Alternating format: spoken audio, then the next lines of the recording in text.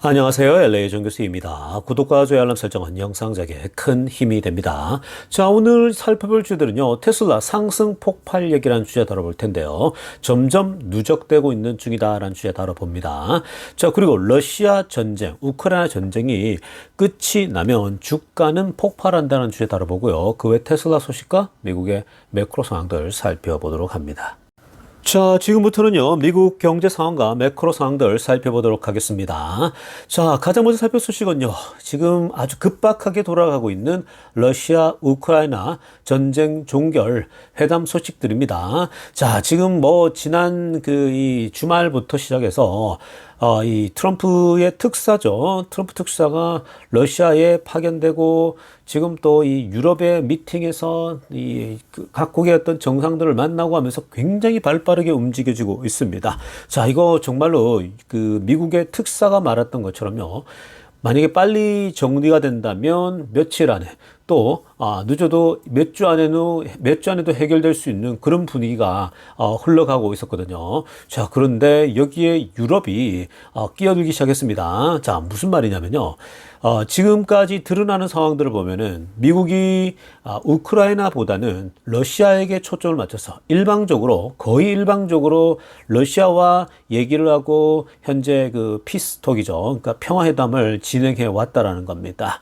자, 그래서 지금 이렇게 유럽도 그렇고 우크라이나도 그렇고 미국과 러시아 둘 간의 중심으로 뭔가 빠르게 물밑 접촉을 하다 보니까요.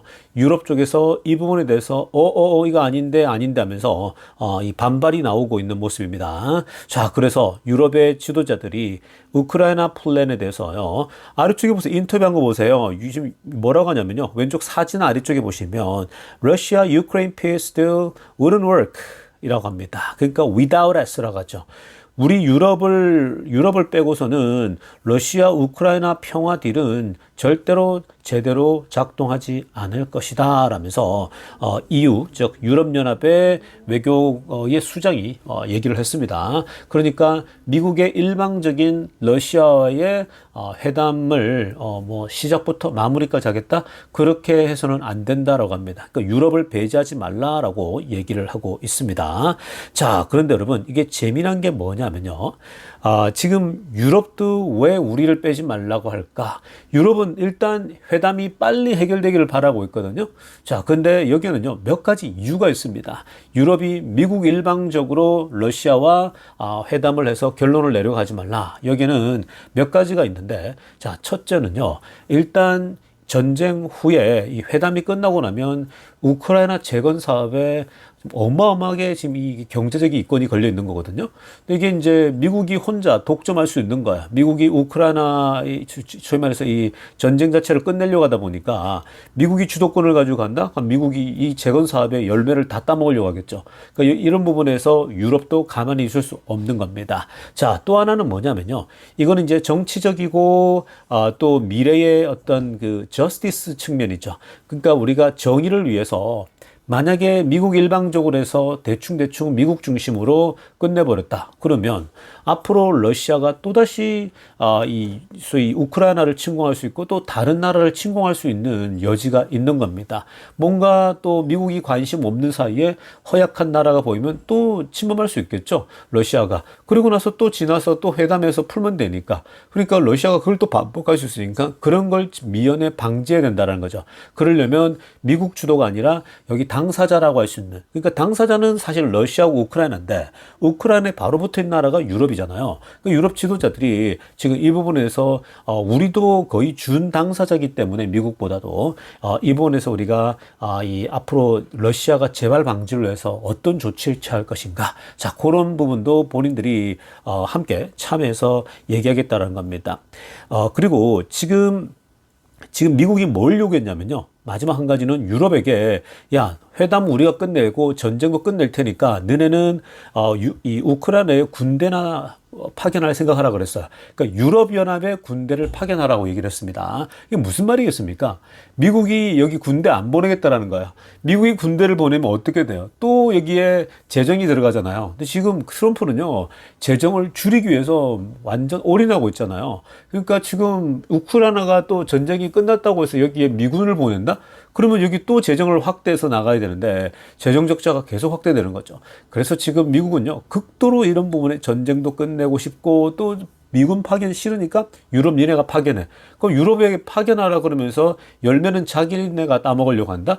그럼 유럽이 열받아요, 안 받아요? 당연히 열받겠죠. 그런 복합적인 것들이 이 이슈들이 얽히고 설키고 있는 중입니다. 그러나 여러분, 중요한 포인트는 자, 투자자 입장에서 자, 여기서 여러분들이 정의를 생각하고 많은 걸 생각할 수가 있어요. 근데 일단 여러분, 여기서 여러분들이 직접적으로 여기에 관련돼 있지 않기 때문에 자, 일단 우선적으로 투자적 관점에서만 생각을 하세요. 여기서 투자적으로 도대체 그러면은 이 어떤 일이 날 것인가? 일단 이 둘이 회담을 통해 가지고요.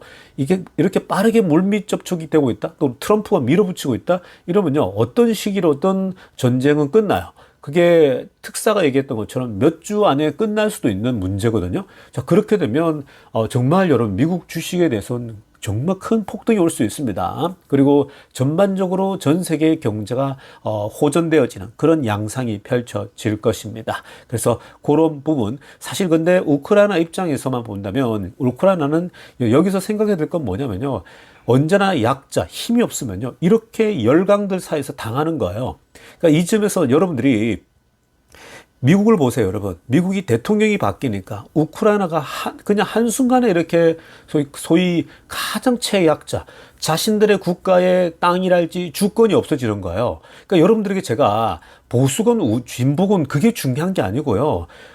대한민국을 이끌 때는 그냥 맹목적인 미국과 동맹 관계이기 때문에 다 내준다? 그 제일 바보 같은 짓이라고요. 그렇다고 해서 미국이 지금 우리와 함께 오랫동안 동맹이었는데 그걸 또 내친다? 그것도 아니라고요. 그러니까 지금 미국 보세요. 얼마나 이게 트럼프로 바뀌니까 우크라이나가 한순간에 그냥 거의 거지꼴로 되고 있는 거예요. 힘이 없어요. 근데 마찬가지입니다. 항상 미국과 협상을 하고 거래할 때는요, 주도권을 가지고 가면서 항상 이러한 그 국제 정세, 늘 강자들 사이에 약자가 당하는 것을 보면서 정말 스마트해져야 돼요. 그래서 그냥 맹목적으로 미국이니까 100%다 준다? 여러분, 제가 미국에 살고 있지만 그렇게 하는 건 아닙니다. 언제나 나라들은요, 미국도 그랬고 열강들이 원래 그랬었어요. 여러분 한번 보십시오. 19세기, 20세기 열강들 보면요, 전부 다 자기들끼리 땅 따먹게 하는 거예요. 그러니까 정신 똑바로 차리고 미국이기 때문에 다 준다? 제일 바보 같은 짓입니다. 그러니까 항상 거래를 하려고 하고 트럼프가 하는 것처럼요, 미국이 우리 대한민국의 전체 국익을 대변해 준다? 제일 어리석은 생각이에요. 대한민국은 대한민국 먹거리를 찾으면서 아주 딜을 하면서요, 그 동맹관계는 유지하되 정말 지혜롭게 해 나가야 될 부분들이 필요한 겁니다. 자, 이어서 살펴볼 소식은요, 미국 부동산 상황이 굉장히 안 좋습니다. 자, 지금 보시는 것처럼요, 현재 미국의 홈 세일즈입니다.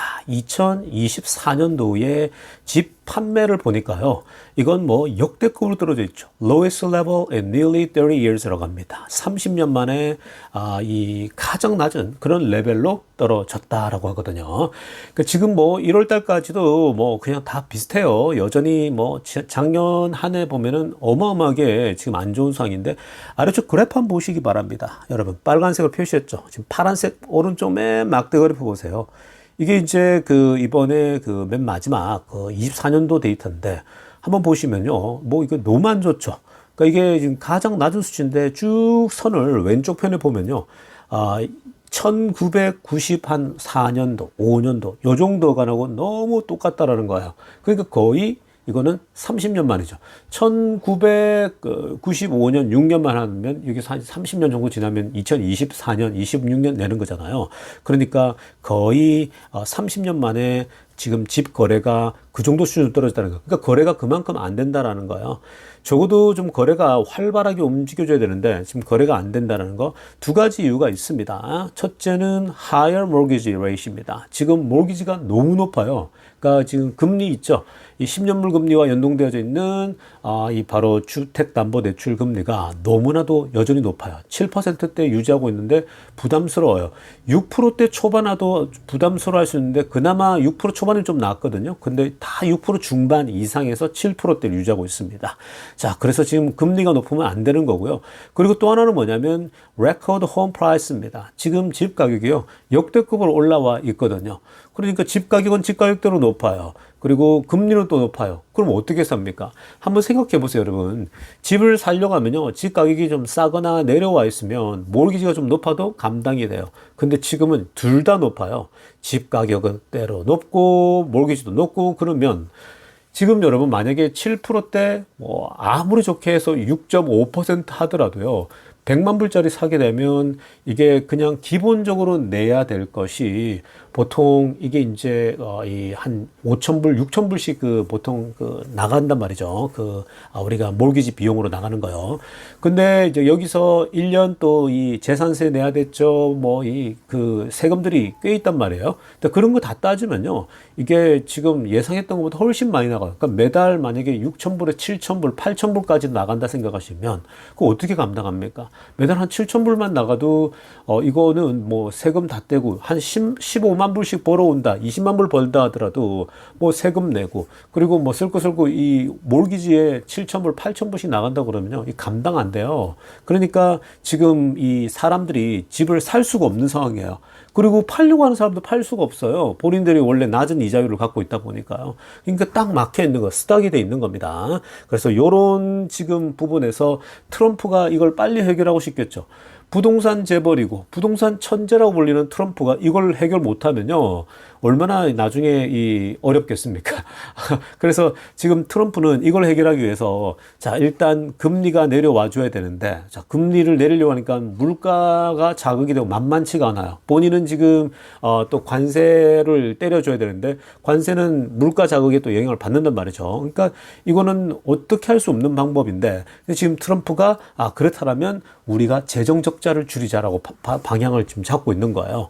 그래서 지금 트럼프가 머스크와 함께 앞장서서 미국 공무원들 정리하고 마치 회사에서 직원들 정리하듯이 그렇게 하는 겁니다. 지금 재정 적자가 이런 상황인데 미국이 이거는 망한다고 해도 아무 할 말이 없어요. 그러니까 이번 참에 머스크를 앞세워 하고 있는 겁니다. 그러니까 이게 재정 적자가 줄면은 다 좋아진다 그랬죠. 지금 트럼프의 목적은요, 물가 잡기에다가 결국 부동산 거래가 활발하게 되기 위해서 전반적으로 모기지 금리 낮춘 거기에 다 접점 맞춰져 있습니다. 그러니까 10년물 금리가 내려가는 쪽으로요. 그러니까 그 부분이 향후 2년 안에 빠르게 진행될 것으로 보입니다.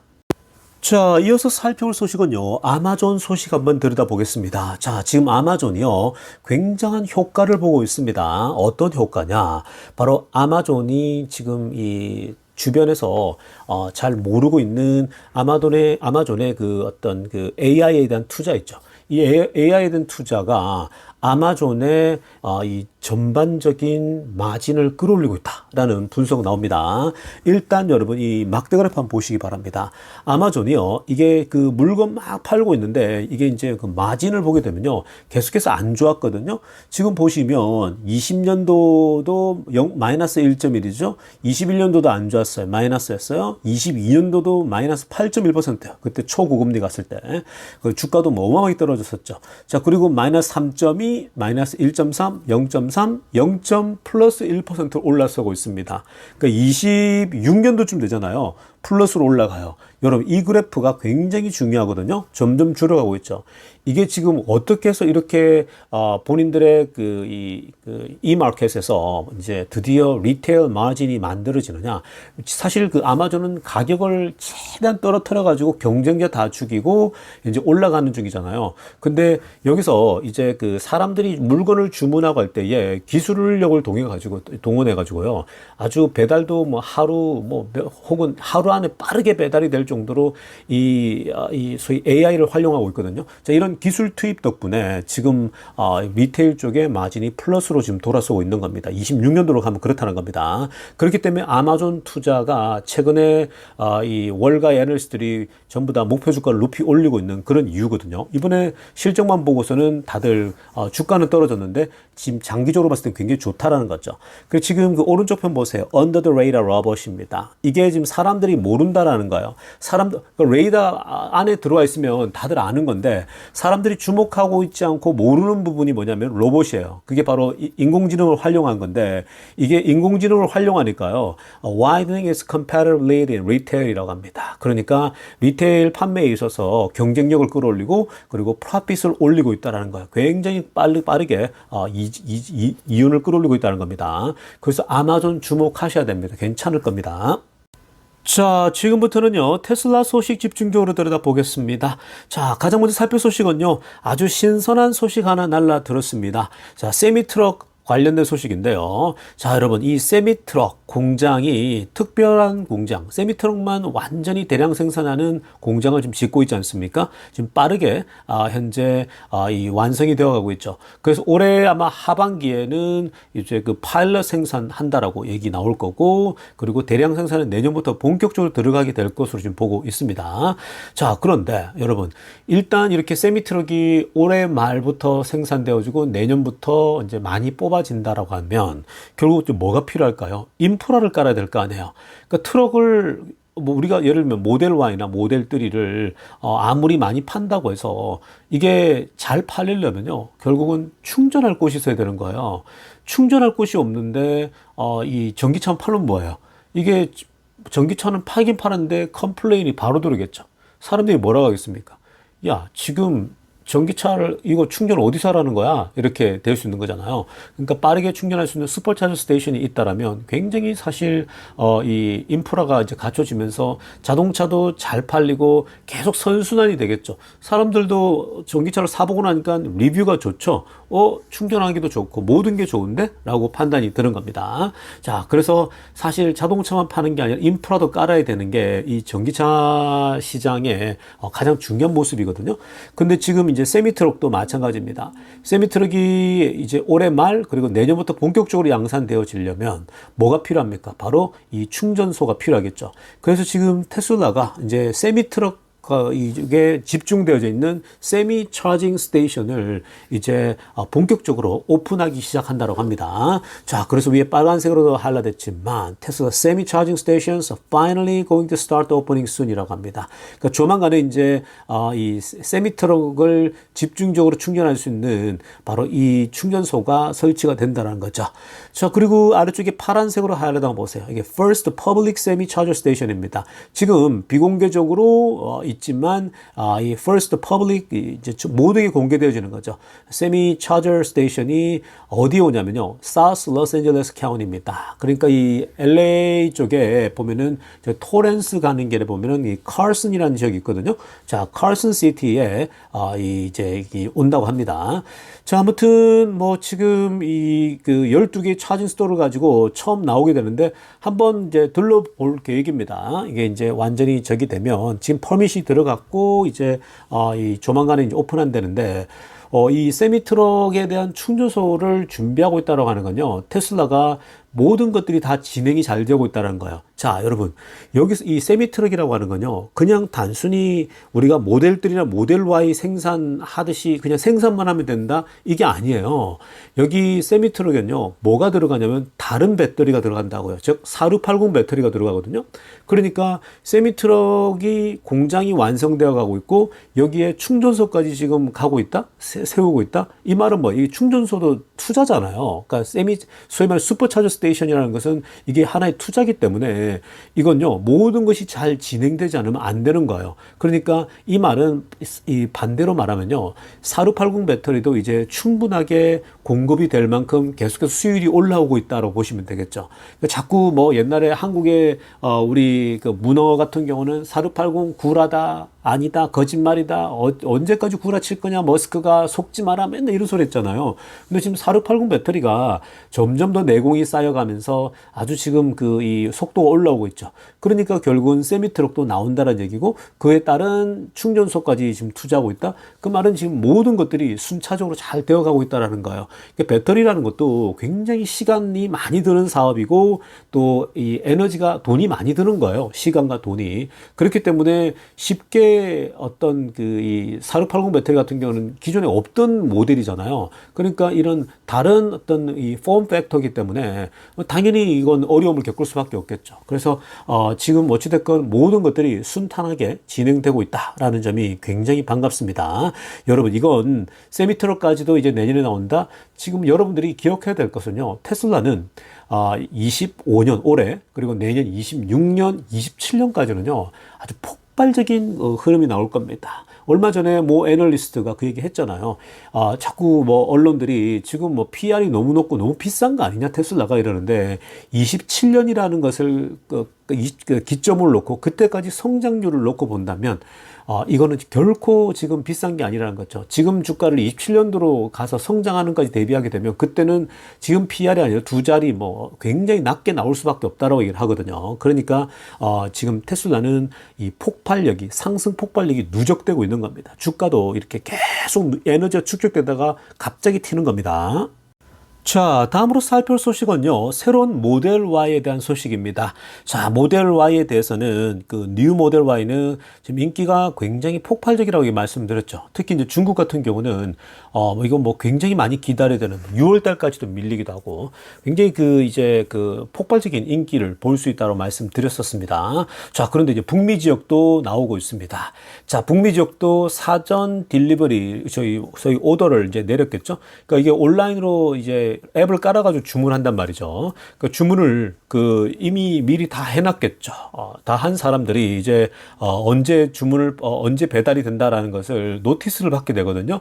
자, 그래서 처음에 이제 주문을 했을 때에 2월 달에서 3월 달 사이에 배달이 될 것이다. 딜리버리 데이트가 그 정도 된다. 정확한 날짜를 주지 않고 요 정도 어간에서 된다라고 얘기를 했어요. 2월, 3월 정도에. 자, 그런데 지금 이제 이게 날짜가 찍혀서 나온다고 합니다. 위에 빨간색으로 다 할려댔지만 now just showing March dates가 딱 찍혀버리죠. 2월에서 3월일 줄 알았더니 지금 3월 6일에서 3월 31일 사이에 아래쪽에 보세요. 초록색으로. 아래쪽에 보면은 delivery estimate이 March 6 to March 31이라고 하죠. 그러니까 3월 6일과 3월 31일 사이에 배달이 될 것으로 보인다라고 얘기를 하고 있습니다. 자, 여러분, 지금 이렇게 보면은 지금 모델 Y가 이 주문량이 미국에서도 인기가 나쁘지 않아요. 그러니까 지금 3월 달로 넘어가면은 한 달 뒤에 이제 주문이 되고 이미 벌써 주문한 지는 꽤 됐을 거네요. 그러니까 이 사람들이 보통 12월 달에 주문하거나 1월 달에 주문하거나 했을 때에 벌써 이게 한 3개월쯤 되었을 때에 받는다라는 거거든요. 지금 이제 미국에서 이제 본격적으로 신 모델 Y, 뉴 모델 Y를 뽑아내게 되니까 이렇게 주문한 사람들이 이제 한 명씩 받게 된다. 앞으로 여기 캘리포니아에서 새로운 모델 Y의 모습이 많이 보일 것이다 라고 보입니다. 모델 3 업그레이드 된 것은 이제 제가 자주 봤거든요. 여기서도. 근데 이제 새로운 모델 Y를 보면 좀 개인적으로 질투가 날 것 같습니다. 왜냐면 저는 이제 올드 모델 Y잖아요. 그래서 이 앞부분이 굉장히 멋있게 나오고 아주 슬릭하게 잘 빠지게 나왔습니다. 자, 아무튼 이 테슬라의 모델 Y가 북미에서도 아주 괜찮은 흐름이 나오고 있다라는 거 알려드리겠습니다. 자, 이어서 살펴볼 소식은요, 지금 테슬라의 한때 경쟁사라고 알려졌었던 폭스바겐이나 그리고 아우디까지 이 독일 차들이요, 정말 지금 전기차에 있어서만큼은요 최악의 수를 두고 있습니다. 자, 지금 폭스바겐, 아우디, 여러분 이름만 들어도 사실 어마어마한 회사지 않습니까? 아우디 하면은 BMW, 벤츠, 아우디까지 이 프리미엄 자동차 업계의 3대장이잖아요. 한국에서도 한때는 아우디 뽑았어 이러면서 막 인스타에 올리면서 자랑을 많이 한다고 그러더라고요. 근데 이제 이 미국 여기에서도 아우디보다는 보통 BMW나 벤츠가 더 많이 인기가 있는데 여전히 아우디도 3대장 중에 하나 들어가지 않습니까? 근데 이 폭스바겐과 아우디가요, 본인들의 그 전기차에 대한 계획들을 포기하고 가스 엔진에 더 집착하고 있다라는 소식이 알려지고 있습니다. 그러니까 내연차 생산에 더 집중하겠다라는 거거든요. 그러니까 이게 지금 살기 위해서 이렇게 하고 있는 겁니다. 자, 초록색으로 하려면 보시면요. 폭스와겐과 아우디가 자신들의 이 유럽 시장에서 전기차 목표라는 게 있었거든요. 그걸 일단 연기하겠다라고 했습니다. 그게 뭐냐? 본인들이 원래요. 2033년입니다. 2033년도쯤에 그 유럽에서 완벽히 전기차로 다 전환하겠다라고 계획을 갖고 있었어요. 그러니까 폭스바겐이 한때 22년도, 23년도에 어마어마하게 빠르게 전기차를 만들기 시작했잖아요. 그래서 처음에 만들 때는 숫자가 어마어마하게 뽑아져 나오니까 그것도 뭐 ID3, ID2, ID4 이렇게 만들어내니까 그때 사실 뭐라고 했냐면 우리가 넘버2라고 얘기했거든요. 전 세계에서 전기차 넘버2라고 그랬는데 지금은 완전히 이제 중국에게 다 밀리고 있는 그런 상황인데 근데 이제 그렇게 생산을 막 찍어냈는데 이제는 나중에 안 팔려요. 생각보다 너무 안 팔리는 겁니다. 자, 그래서 이제 이렇게 안 팔리다 보니까 수요가 없다 보니까 예상보다도요. 수요가 그대로 있었다라면 아마 밀고 갔을 거예요. 근데 전기차를 만들었는데 의외의 복병이 나옵니다. 안 팔려요. 자, 그래서 지금 2033년도면은 이제 10년이 채 안 남았잖아요. 거의 이제 9년, 뭐 8년이 지나면은 2033년이거든요. 그들의 목표를 이걸 지금 미뤘고 더 이상 이걸 2033년도에 완전 전기차로 간다? 불가능할 것 같다고 지금 보고 있는 거예요. 특히 이제 럭셔리 브랜드라고 있거든요. 이 럭셔리 브랜드 같은 경우도 2033년도에는 100% 완전 전 세계적으로 이 럭셔리 브랜드니까 전 세계적으로 이 내연기관을 다 버리겠다. 내연기관 엔진을 버리고 전기차로 완전 전환한다는 목표를 가지고 있었거든요. 유럽뿐만 아니라 전 세계적으로 럭셔리 브랜드니까. 근데 이 계획마저도 다 지금 폐지하고 새롭게 수정을 해야 될 상황이라고 합니다. 그게 일단 기본적으로요. 전기차를 만들어내는데 수요가 없다라는 점이고, 그리고 수요가 없다는 말은 뭐예요? 전기차를 못 만든다는 얘기죠. 그러니까 만들긴 만드는데 그 소프트웨어죠. 그게 이제 화면에서 바로 연결되어지는 이 OS라고 하는 운영 체제를 만드는 게요. 이게 컴퓨터 만들듯이 만들어야 되니까 쉽지 않은 거예요. 내연차들은 본인들이 자동차를 만드는 방식은 그냥 기계공학적이지 않습니까? 그냥 뭐 이 전기선 연결해가지고 하는 옛날 방식이라면 그 엔진, 소위 이 내연 엔진에 딱 최적화되어 있는 컨버션 엔진 있지 않습니까? 거기 최적화되어 있는 거예요. 여러 전선과 이 기름, 소위 우리가 기름이 막 이렇게 난무하는 그런 엔진도 있지 않습니까? 근데 이제 배터리로 넘으면 전기차로 넘을 때는요, 이 완전 디자인이 다 달라져야 되거든요. 그러니까 이 사람들은요, 이 안에 소위 말해서 내연기관처럼 자동차를 만들었는데 이게 당연히 소프트웨어가 연결할 때 이게 연결이 쉽지 않은 거예요. 그러니까 이들은 그냥 옛날식으로 화면에 간단하게 연결되는 1915년 수준, 2015년 수준의 그런 지금 OS 방식, 그런 소프트웨어 방식을 지금 그 정도 구현할 수 있는 수준인 거예요. 그러니까 중국에 가서 비교가 안 되는 거예요. 중국이 훨씬 더 잘하거든요. 겉모습도 훨씬 이쁘고요. 자, 그래서 지금 유럽 폭스바겐이나 내연차들이 이렇게 방향을 새롭게 설정하고 있고, 수요가 한번 보세요. 노란색으로 하였다는 거예요. 2024년도에 2.7%나 전기차 판매가 줄었고, 아우디 같은 경우는 무려 7.8%나 줄어버린 거예요. 그러니까 지금 전 세계적으로도 판매가 계속 안 돼. 특히 중국에서 많이 줄었거든요. 유럽에서 나름대로 딜러십을 통해서 많이 판매를 올리긴 올렸지만 여전히 줄어드는 거죠. 그래서 지금 쉽지 않은 겁니다. 여러분, 이게 폭스바겐과 아우디만의 문제가 아니고요. 모든 내연기관의 문제입니다. 그러니까 지금 이들은요, 전기차를 이렇게 계속 만들었다간 원래 적자인데다가 안 팔리니까 재고만 쌓여요. 그러니까 회사가 휘청휘청 하는 거죠. 공장을 문 닫아야 되는 상황이다 보니까 폭스바겐과 아우디가 원래대로 돌아가려고 하는 거예요. 그럼 지금 그래도 잘 팔리는 차에 집중해야겠다. 내연차에. 그러니까 지금 토요타가 항상 본인들은 전기차보다는 내연차에 더 집중하고 있었던 거거든요. 그래서 기회를 보고 있었는데 이게 지금 내연차들이 정말 만만치 않은 어려움에 직면하고 있다고 보시면 되겠습니다. 자, 다음으로 살필 소식은요, 일론 머스크가 과거 오바마 사진을 업로드하면서요. 자, 지금 이 도지가 얼마나 필요로 하는지, 이 도지는 초당적으로 필요로 한 상황이다라면서 지금 불을 뭐 막 이렇게 올려놓으면서요. 댓글에다가 막 지금 열정이 타오른다, 불타오른다라면서 이렇게 지금 표시하고 있거든요. 무슨 말이냐면요. 여러분 지금 머스크가 도지를 맡고 있잖아요. 그러니까 이 도지 트럼프의 완전 전적인 그 어떤 그 위임을 받아가지고 일을 하고 있는데 이 지금 그 미국 정부의 문제는요, 이게 그냥 이게 오늘날 형성된 게 아니에요. 아주 오랫동안 비효율적으로 형성됐던 거예요. 자, 이게 지금 여러분 한번 보세요. 아래쪽 오바마 보면요. 이 지금 오바마 이게 날짜를 보세요. White House November 9, 2011이에요. 2011년도입니다. 13, 14년 된 거잖아요. 이 14년 전에도 오바마가 대통령으로 있을 때요.